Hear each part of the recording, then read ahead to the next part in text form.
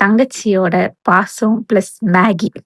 அன்டைம்ல இந்த மாரி டைம்ல தான் எங்க வீட்ல இப்படிலாம் நடக்கும்.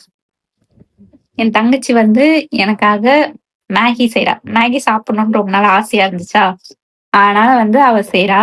நேத்து வந்து எங்க 2 பேருக்கும் செம சண்டை பயங்கரமா. புடிச்சு அடிச்சுட்டோம். இவ கிள்ளிட்டா. இவ தான் ஃபர்ஸ்ட் வந்து என்ன கிள்னா நானும் பிச்சா போட்டு கிள்ளிட்டு அடிச்சுட்டு சண்டை போட்டு அழுதேன். எங்க அம்மா வந்து என்ன திட்டினாங்க. அப்புறம் இவளையும் கொஞ்சம் திட்டினாங்க. ஆனா தப்பு இவ மேல தான்.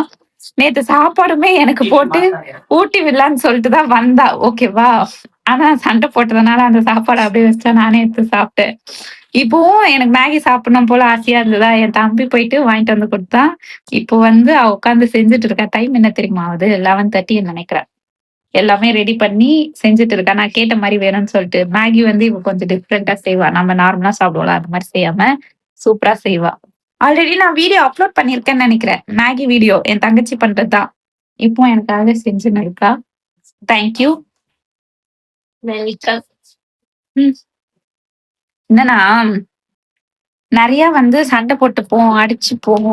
இப்போ சிஸ்டர்ஸ்லாம் இருப்பாங்கல்ல, நம்ப வீட்டுக்குள்ள வந்து என்ன சண்டை வேணா இருக்கும். ஆனா வெளிய வந்து அந்த மாரி இருக்காதுன்னு சொல்ட்டு, அந்த மாரி தான் நாங்க. நெறைய சண்டை வரும். பயங்கரமா அடிச்சுப்போம். அப்படி 2 பேரும் கிள்ளிப்போம். ஆனா வெளிய வந்து எங்கள யாரும் எதுவும் சொல்லாத மாதிரி இருந்துப்போம்.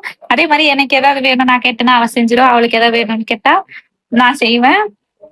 என் தம்பியுமே அந்த மாரி தான். ஏதாவது வேணும் அப்படின்னு கேட்டா, அடிக்கடி எங்களுக்கு தெரியாமலே வந்து அத வாங்கி குடுக்கறது. ஒரு சின்ன விஷயமா இருக்கும். அது வந்து நம்மளுக்கு ரொம்ப பெருசா இருக்கும். அது நம்மளுக்கு ரொம்ப ஹேப்பியா ஃபீல் ஆகும்ல. அந்த மாதிரி